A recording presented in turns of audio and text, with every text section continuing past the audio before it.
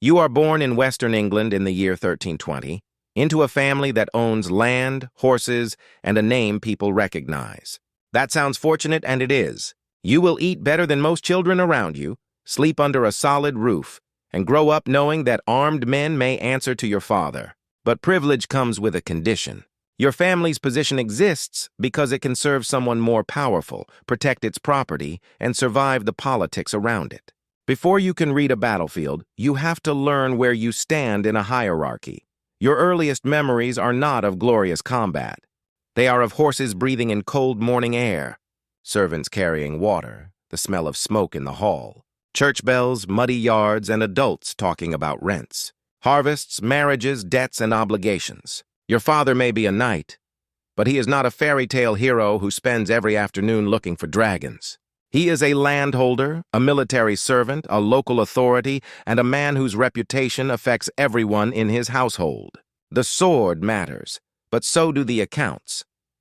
While you are still a boy, your family sends you into the household of a greater lord. This is one common route into knightly life. You leave home early so another household can shape you. At first, you are not handed a sharpened sword and told to save the kingdom. You serve. You learn manners, table service, religion, hunting, basic literacy if your circumstances allow it, and the complicated art of knowing who deserves deference. You also learn that noble life involves a surprising amount of standing quietly while important people eat. Historical educational material describes young knightly attendants caring for horses and armor, serving their lord, and learning riding and weapons alongside household service.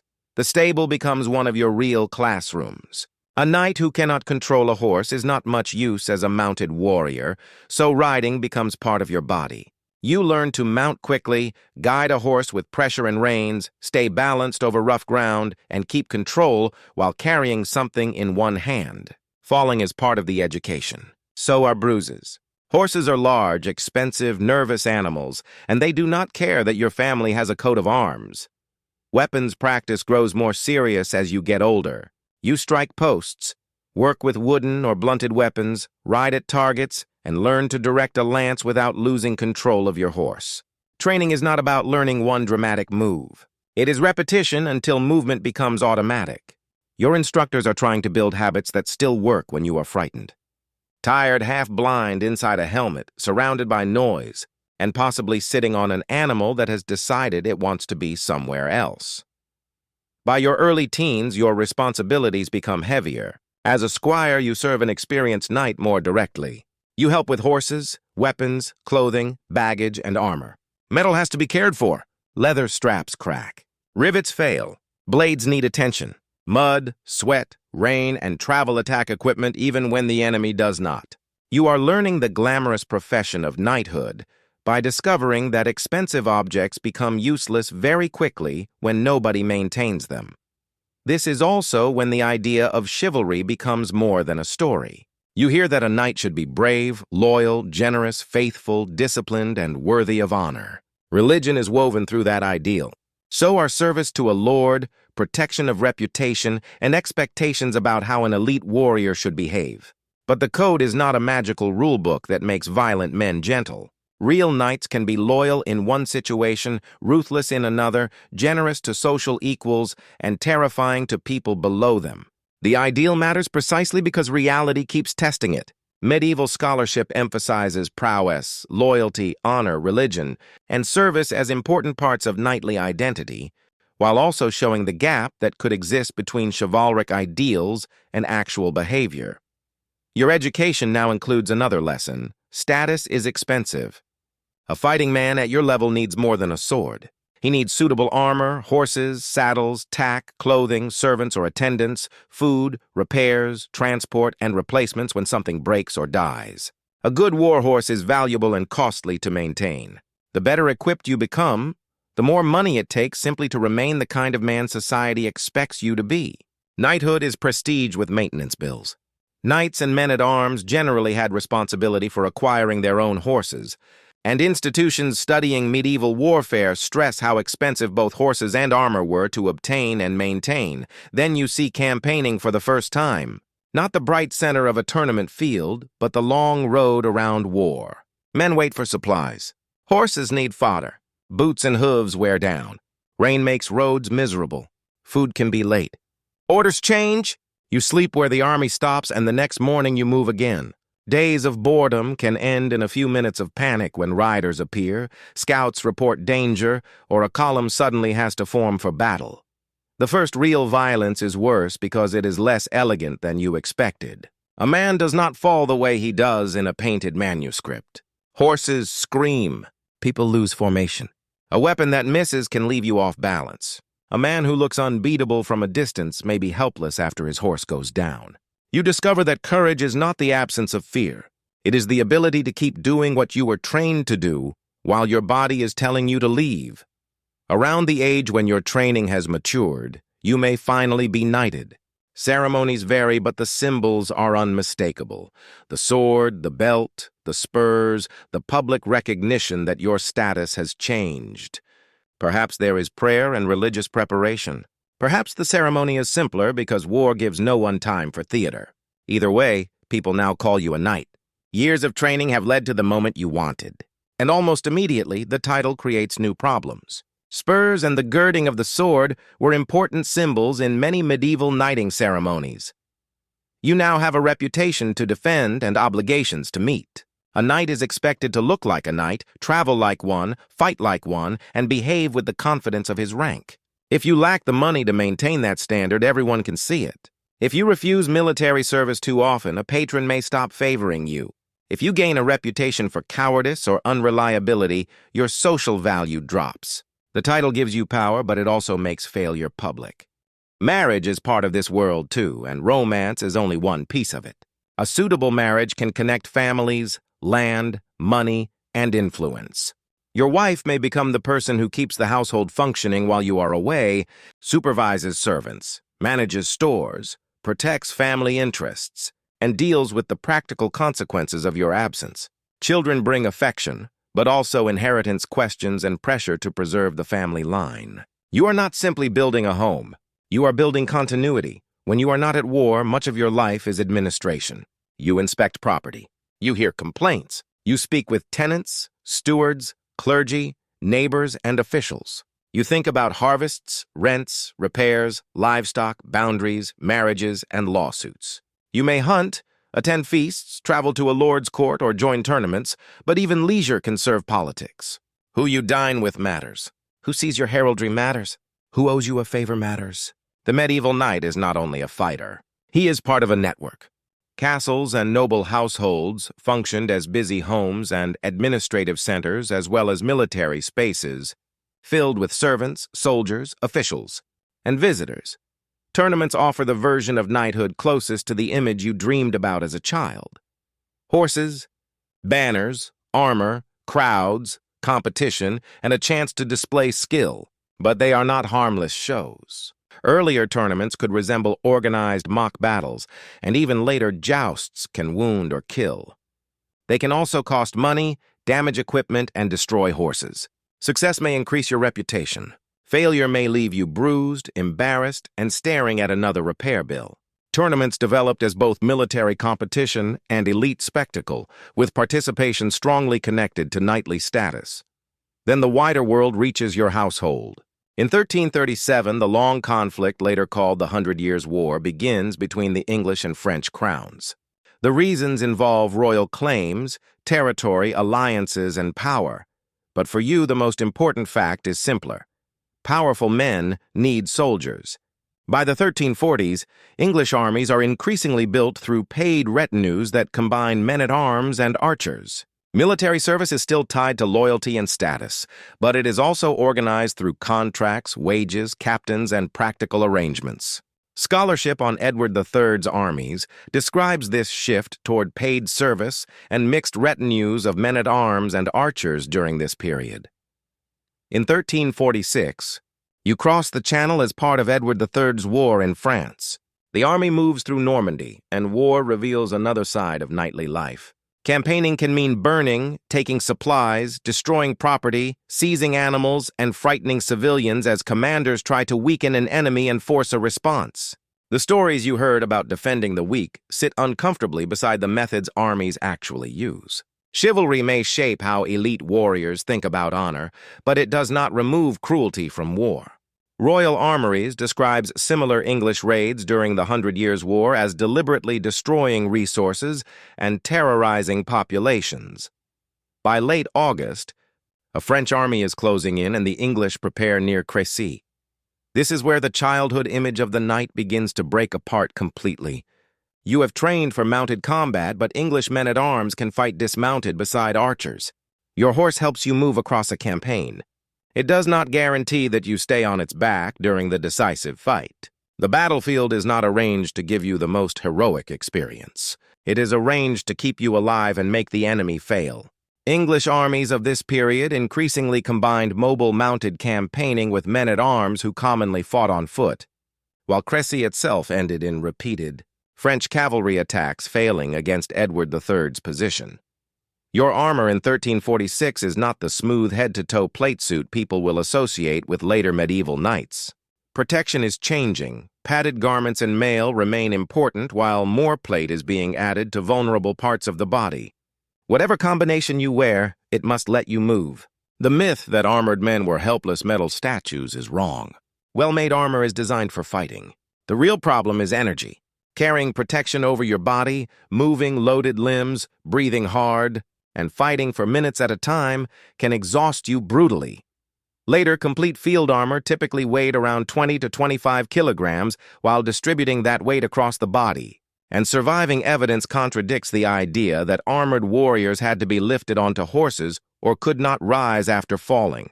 Modern experiments also found that moving in medieval-style armor could roughly double the energy cost of walking or running. So armor does not turn you into a statue. It turns ordinary physical work into much harder physical work. Before contact, there is waiting. You adjust straps that were already adjusted. You check your weapon again. You watch men looking toward the same horizon. Then sound changes. Orders move through the line. Archers begin shooting. The enemy advances. From a distance, battle can look like banners and formations. From inside it, your world shrinks to the few steps in front of you. A face opening. A shield edge, a weapon rising, mud under your foot. Somebody pressing into your back. A sword is useful, but this is not a graceful duel. Armored opponents can be struck with lances, axes, maces, swords, and daggers. You may shove, grab, stumble, and fight in a crowd where balance matters as much as style. Blows that fail to cut can still hurt. A fall can become deadly if enemies reach you first. And your senses are compromised. Your helmet protects your head while also making heat, noise, vision, and breathing more difficult. Training finally reveals its purpose. You do not rise to the occasion. You fall back on what has been repeated for years. You survive Crécy. Many others do not. Victory gives the story a clean ending only if the story stops too early. The next morning still contains wounded men, damaged equipment, dead horses, missing companions, prisoners, and the practical work of an army that has to keep moving. Your body may be bruised under the armor even where no blade entered. If you carry a deeper wound, survival depends on how severe it is, where it is, whether bleeding can be controlled, and whether infection follows. Medieval medicine can treat injuries, but it cannot offer modern surgery, antibiotics, or intensive care. Crécy on 26 August 1346 was a decisive English victory, but it was followed immediately by further campaigning and the long siege of Calais. Survival can improve your position. A successful campaign may bring wages, booty, patronage, or the possibility of ransom from valuable prisoners. Your name may carry more weight because you were present when your side won. But war does not automatically make you rich. Horses die. Equipment is lost. Servants need paying. Travel consumes money. A profitable campaign can strengthen a knight. An unlucky one can leave him poorer than when he started. The same profession contains both opportunity and ruin. 2 years later, a different enemy reaches England. In 1348 and 1349, the Black Death tears through the kingdom. This time, armor is irrelevant. Rank is not protection. The disease kills on a scale that changes villages, monasteries, towns, estates, and families. In your household, familiar faces disappear. The church buries the dead and tries to explain suffering in the language your world understands. You have spent years preparing for violence from armed men, only to discover that the most destructive threat of your lifetime cannot be challenged with a lance. If you survive, your land does not simply return to normal. Labor is scarcer, surviving workers can demand more, and the old economic balance is damaged. Fields still need work. Animals still need tending. Rents still have to be collected. Your status may give you authority, but it cannot create workers who are no longer alive. The knight who once worried about French cavalry now argues over wages, service, tenancy, and the cost of keeping an estate functioning. The Black Death of 1348-49 killed between roughly a third and half of England's population and produced an acute labor shortage that strengthened surviving workers' bargaining position.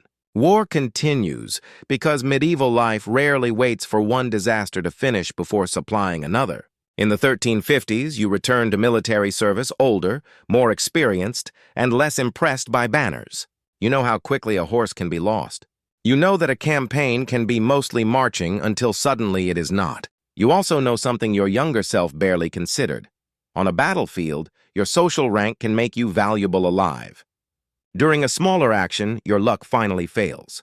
Your horse goes down, your position collapses, and an enemy man-at-arms accepts your surrender. If he believes you can pay, killing you may be less useful than keeping you. Capture among elite warriors can become a financial transaction. Your captor wants a ransom. Your family, lord, friends, and estate now become part of the negotiation. The wealth that supported your knightly status has turned into a price attached to your freedom. Captivity is not necessarily a dark dungeon with chains on the wall. Conditions vary enormously. A valuable prisoner may be guarded, moved, housed, bargained over, or allowed limited freedom under agreements because his word and his network have financial value. But that does not make the experience comfortable. Every week away is a week your household is managing without you. Every demand is a threat to land, savings, equipment, and future plans. You are alive, but survival has become debt. Prisoner-taking and ransom became a major institution of 100 Years' War combat, involving legal obligations, negotiations, contracts, and payment arrangements rather than simply imprisonment until a war ended. Eventually, enough money and guarantees are assembled for you to return home. Freedom feels different when you understand what it cost. Perhaps land has been mortgaged, income promised, valuables sold, or favors called in. Your family has spent months solving a problem created in a few minutes of fighting. That is another reality hidden by the romantic image of knighthood. The consequences of one bad day can continue for years after the wound closes. Age changes the profession gradually. You can still ride, still supervise training, still carry authority, but old injuries speak when the weather turns cold. A shoulder does not move as freely. A knee complains after a long day in the saddle. Younger men now practice the same movements you once repeated until your hands blistered. You correct their grip, their posture, their impatience. They are fascinated by the sword. You are more interested in whether they remembered the spare straps, fed the horses, and listened to orders. Your later years may bring more local responsibility and less direct fighting. You serve on commissions, advise younger men, maintain connections with your lord, settle disputes, protect inheritance, arrange marriages, support religious foundations, and make plans for what happens when you die. A knight's legacy is not measured only by enemies defeated. It can be land kept intact, children placed well, debts paid, alliances preserved, a household protected, and a name that remains useful after the man is gone. By now, the objects that once represented your dream have changed meaning. The horse was freedom when you were a child, then training, then expense, then survival. Armor began as proof that you were becoming a warrior, then became a burden you were grateful to wear. The sword was status, then work, then danger, and finally memory. Even the spurs that marked knightly identity no longer feel like decoration. They represent a lifetime spent moving whenever someone above you had a claim on your service. If you reach old age, you are unusually fortunate. You have survived childhood disease, training accidents, horses, tournaments, campaigns, battlefield wounds, captivity, plague, and the ordinary infections that can turn small injuries into fatal ones. You have also survived politics, which can destroy a family without drawing a sword. The medieval world has never guaranteed that bravery will be rewarded, only that rank creates expectations you cannot easily escape. So what was your life really like as a medieval knight? It was privileged, but not comfortable in the modern sense. Violent, but not constantly at war. Religious, political, financial, and deeply social. You spent far more time preparing for combat, paying for combat, traveling toward combat, recovering from combat, and managing the consequences of combat than actually swinging a weapon. Your title opened doors, but it also created debts, duties, enemies, and standards you had to keep meeting. As a boy, you thought becoming a knight meant finally gaining the sword. By the end of your life, you understand that the sword was never the whole job. The real weight was the horse that had to be fed, the armor that had to be repaired, the lord who expected service, the land that had to produce income, the family that depended on your survival, the faith that shaped your idea of honor, and the reputation that could take a lifetime to build and a single failure to damage. Knighthood gave you power, but it was power rented from a world that could demand payment at any moment.